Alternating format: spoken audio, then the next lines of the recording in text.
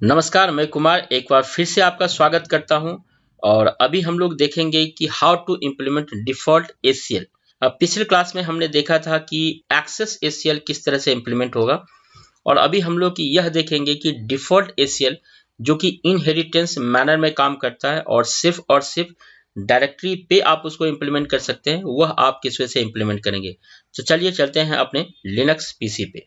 तो अगर मैं डिफ़ॉल्ट एसीएल हमारे पास आपके पास अप्लाई करना चाहूँ और एक्सेस एसीएल और डिफ़ॉल्ट एसीएल में जो डिफरेंसेस हैं अगर वो मैं आपको शो करना चाहूँ, तो मैं एक नया डायरेक्टरी आपके पास तैयार करता हूँ dir2 नाम का। एक ऑलरेडी हमारे पास एक डायरेक्टरी था dir1 का। सो हमारे पास dir1 और dir2 नाम के दो डायरेक्टरी हमारे पास हैं। dir1 पे यानी डायरेक्टरी 1 पे हम लोग स्टैंडर्ड या एक्सेस एसीएल अप्लाई करेंगे, जबकि डायरेक्टरी 2 पे हम लोग डिफॉल्ट एसीएल हम लोग आपके पास अप्लाई करेंगे। सबसे पहले हम लोग dir1 यानी डायरेक्टरी 1 पे हम लोग एक्सेस एसीएल हम लोग अप्लाई करना चाहेंगे, और कमांड जो हमारे पास होगा दैट इज को setfacl। मॉडिफाई करना है, हमने लिखा -m। यूजर को परमिशन देना है, यूजर का नाम हमारे पास है अमित। जो परमिशन मैं देना चाहता हूँ वो परमिशन हमारे पास है rw, और डायरेक्टरी का जो नाम है dir1, और ये परमिशंस हमारे पास आपके पास सेट आपके पास हो गया। गेट एफ एसीएल से हम लोग चेक कर लेते हैं, तो हमने लिखा गेट एफ एसीएल और डायरेक्टरी का नाम dir1। जैसा आप देख रहे हो यूजर अमित को rw का परमिशंस हमारे पास है। अब मैं dir2 पे मैं डिफॉल्ट एसीएल हम लोग अप्लाई करना चाहेंगे। कमांड सिंपल है, हमने लिखा setfacl -m। चूंकि अब डिफॉल्ट परमिशंस हम लोग आपके पास अप्लाई कर रहे हैं, तो हम लोग आपके पास लिखेंगे डिफॉल्ट परमिशंस के लिए हम लोग लिखेंगे डी यूजर। अगर आप सारे यूजर पे अप्लाई करना चाहते हो तो आप अपने यू लिखा और उसके बाद यूजर का नाम आपको स्पेसिफाई करने की नहीं जरूरत है। लेकिन अगर मैं इंडिविजुअल यूजर पे परमिशन लगाना चाहता हूं, मेरे केस में यूजर हमारे पास अमित है, फिर परमिशंस मैं rw का परमिशंस मैं देना चाहता हूं, और जो डायरेक्टरी हमारे पास है वो हमारे पास है डायरेक्टरी 2। आई होप ये परमिशंस आपके पास इंप्लीमेंट हो गया है। चेक हम लोग करते हैं गेट एफ एसीएल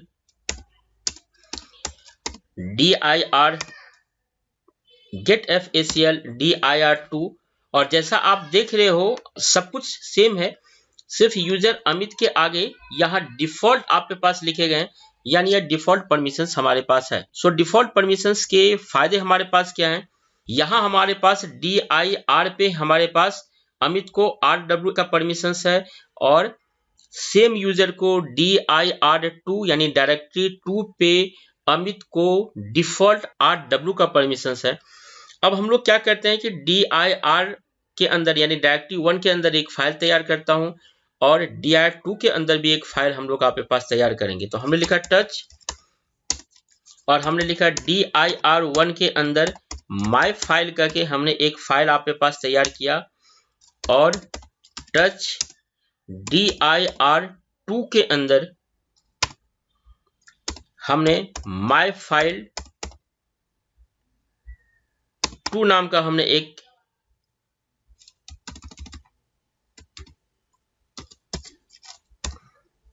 dir2 के अंदर माय फाइल 2 नाम का हमने एक फाइल आपके पास तैयार किया।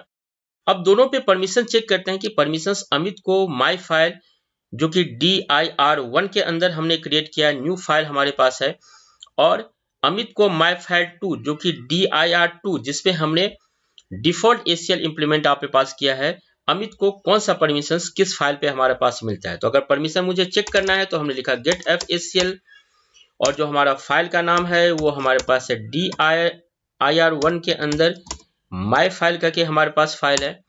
और जैसा आप यहाँ देख रहे हो कि यूजर अमित को यहाँ कोई भी परमिशन यानी कोई भी एसीएल आपके पास यहाँ नहीं लगे हुए।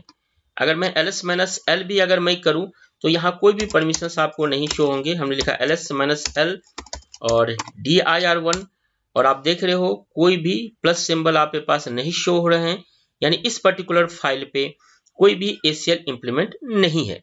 वहीं दूसरी तरफ अगर मैं माय फाइल 2 की बात अगर मैं करूं, तो हमने लिखा गेट एफ एसीएल, और जो हमारे फाइल का नाम हमारे पास है dir2, इसके अंदर हमारे पास है माई फाइल 2।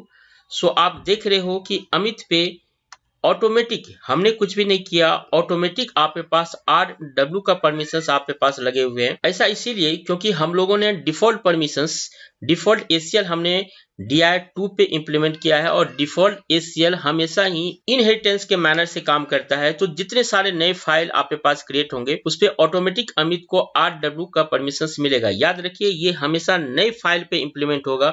अगर कुछ प्रॉब्लम आता है तो आप मुझे मेल कर सकते हैं या फिर मुझे आप चैट कर सकते हैं। 100% मैं कोशिश करूंगा कि आपके क्वेश्चंस का मैं आंसर दूं। सो आई होप ये टॉपिक आपने एंजॉय किया होगा। तो आज के लिए इतना ही।